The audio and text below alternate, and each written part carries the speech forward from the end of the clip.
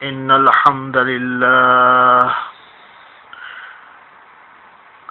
أعوذ بالله السميع العليم من الشيطان الرجيم بسم الله الرحمن الرحيم وما آتاكم الرسول فخذوه وما نهاكم عنه فانتهوا اللہ تعالیٰ نے قرآن حکیم میں ارشاد فرمایا، جو رسول اللہ صلی اللہ علیہ وسلم دیں اسے لے لو اور جس سے منع کر دیں اس سے باز رہو۔ ایک عورت پرسکون زندگی چاہتی ہے اور وہ یہ زندگی کیسے گزارے، اس کے لیے رسول اللہ صلی اللہ علیہ وسلم نے بہت سی باتیں فرمائیں، بہت سی ایسی چیزوں کی طرف نشاندہی کی جس پر عمل کر کر عورت پرسکون زندگی بسر کر سکتی ہے۔ ارشاد فرمایا، کبھی ایسی حالت اختیار نہ کرو کہ جو آپ کے شوہر کو اچھی نہ لگے۔ بہترین عورت وہ ہے جس پر اس کے خاوند کی نظر پڑے تو اس کی اچھی حالت اس کی آنکھوں میں نمایاں ہو اور اس کے دل کا سرور بنے۔ رسول اللہ صلی اللہ علیہ وسلم نے فرمایا، دنیا ساری کی ساری فائدہ ہے لیکن نیک عورت سے بڑھ کر دنیا میں کوئی اچھی چیز نہیں۔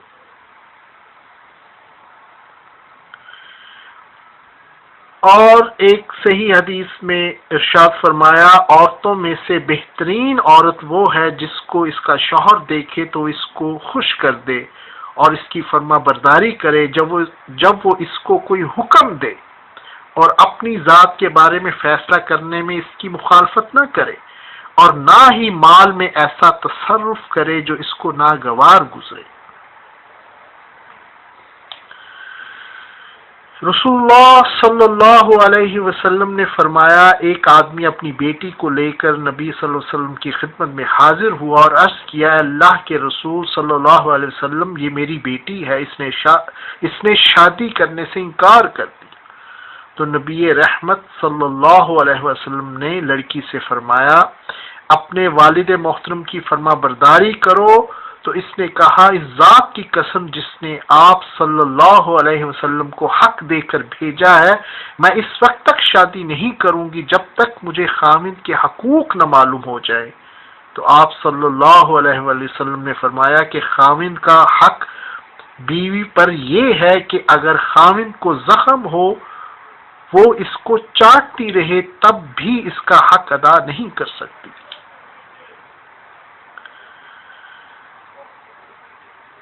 ایک اور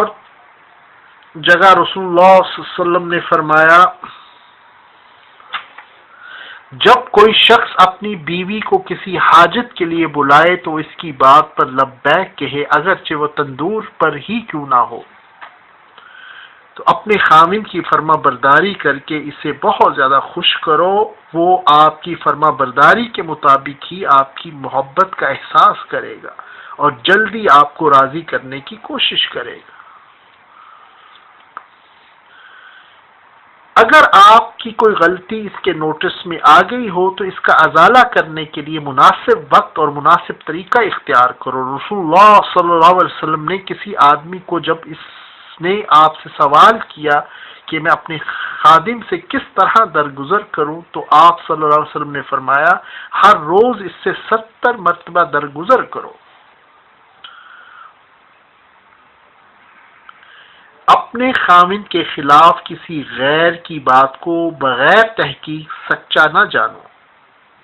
قرآن مجید میں اللہ تعالیٰ نے فرمایا، اے ایمان والو، اگر کوئی فاسق تمہارے پاس کوئی خبر لے کر آئے تو اس کی تحقیق کر لو۔ اپنے خاوند کے سامنے ہمیشہ ایسے کام کرو جنہیں وہ پسند کرتا ہو اور ہمیشہ ایسی باتیں کرو جنہیں وہ سننے میں دلچسپی رکھتا ہو۔ اپنے شوہر کی طبیعت کو اچھی طرح سمجھ لو، اس کے دل میں آپ کا احترام ہے کسی معاملے میں آپ کے ساتھ اگر وہ سخت لہجہ اختیار کرتا ہے تو وہ وقتی ہوتا ہے، یہ نہ خیال کرو کہ اس کے دل میں آپ کے خلاف کوئی مستقل جذبہ ہے۔ رسول اللہ صلی اللہ علیہ وسلم کی حدیث ہے، تمہاری عورتوں میں سے وہ عورتیں جنتی ہیں جو اپنے شوہروں سے محبت کرنے والی ہوتی ہیں،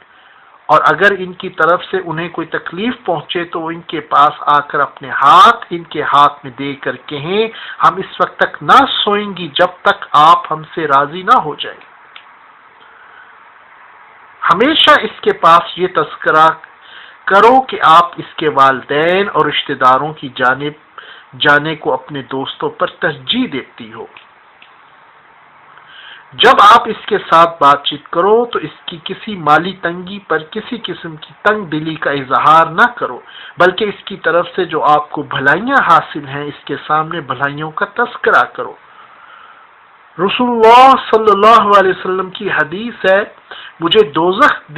دکھلائی گئی تو اس میں زیادہ تر عورتیں تھیں جو کفر کرتی ہیں۔ کہا گیا رسول اللہ صلی اللہ علیہ وسلم کیا وہ اللہ کے ساتھ کفر کرتی ہیں؟ تو آپ صلی اللہ علیہ وسلم نے فرمایا کہ خاوند کی ناشکری کرتی ہیں اور احسان کی ناشکری کرتی ہیں۔ اگر تم عمر بھر بھی ان میں سے کسی کے ساتھ احسان کرتے رہو، پھر تمہاری طرف سے کبھی کوئی ان کے خیال میں ناگواری کی بات ہو جائے تو فوراً کہہ اٹھیں گی کہ میں نے کبھی بھی تجھ سے کوئی بھلائی نہیں دیکھی۔ رسول اللہ صلی اللہ علیہ وسلم نے کہا، اللہ کی قسم آپ صلی اللہ علیہ وسلم کو اللہ کبھی رسوا نہیں کرے گا۔ آپ صلی اللہ علیہ وسلم تو اخلاق فاضلہ کے مالک ہیں، آپ صلی اللہ علیہ وسلم تو کنبہ پرور ہیں، بے کسوں کا بوجھ اپنے سر پر رکھ لیتے ہیں، مفلسوں کے لیے آپ صلی اللہ علیہ وسلم کماتے ہیں، مہمان نوازی میں آپ صلی اللہ علیہ وسلم بے مثال ہیں، اور مشکل وقت میں آپ صلی اللہ علیہ وسلم امر حق کا ساتھ دیتے ہیں۔ ایسے اوصاف حسنہ والا یوں بے وقت ذلیل و خوار نہیں ہو سکتا۔ یہ الفاظ وہ تھے جب نزول وحی کے بعد آپ پریشانی کی حالت میں گھر میں داخل ہوئے تو آپ کی بیوی حضرت خدیجۃ الکبریٰ رضی اللہ تعالیٰ عنہا نے آپ کو تسلی دینے کے لیے بولے،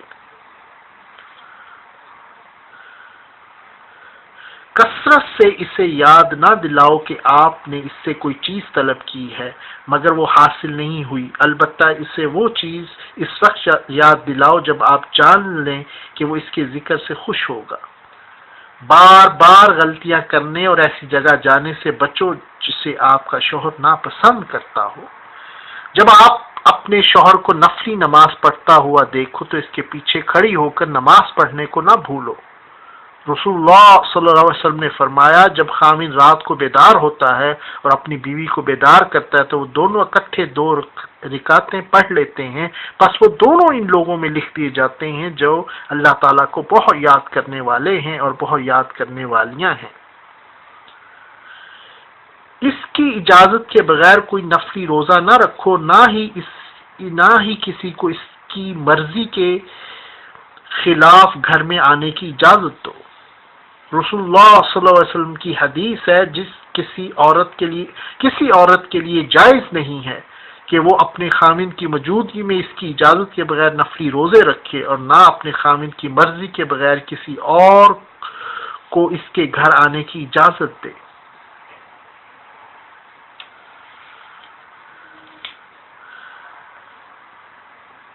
روز قیامت، رسول اللہ صلی اللہ علیہ وسلم نے فرمایا کہ روز قیامت اللہ کے ہاں سب سے برے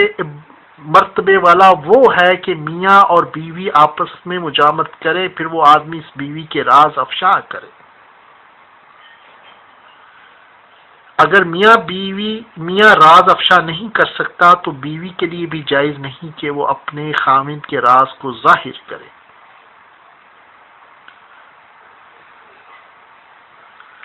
جب کبھی بحث و تکرار میں کوئی سختی پیدا ہو جائے تو گھر سے نکل جانے سے باز رہو، یہ کام اس کے دل میں تجھ سے بے پرواہی کو طاقت دے گا۔ جب بھی وہ کسی ضروری امر کی وجہ سے گھر سے باہر جانے لگے تو آپ اس کی غیر موجودگی میں اپنی پریشانی کا اظہار کرو، یہ درخواست کرو کہ وہ جلد گھر واپس آ جائے۔ خاوند کے گھر آ جانے کے بعد آپ کبھی بھی غیر ذمہ داری کا ثبوت نہ دیں۔ بے جا غیرت کے جوش سے اجتناب کرو، کیونکہ غیرت تباہ کن ہتھیار ہے جس سے خودکشی اور گھر سے نکلنے جیسے نامور امور کا ارتکاب ہو سکتا ہے۔ کبھی اس انداز سے اپنے شوہر کے ساتھ بات نہ کرو کہ آپ تو معصوم ہیں اور وہ گناہگار آدمی ہیں، اور جھوٹی بات سے اجتناب کرو۔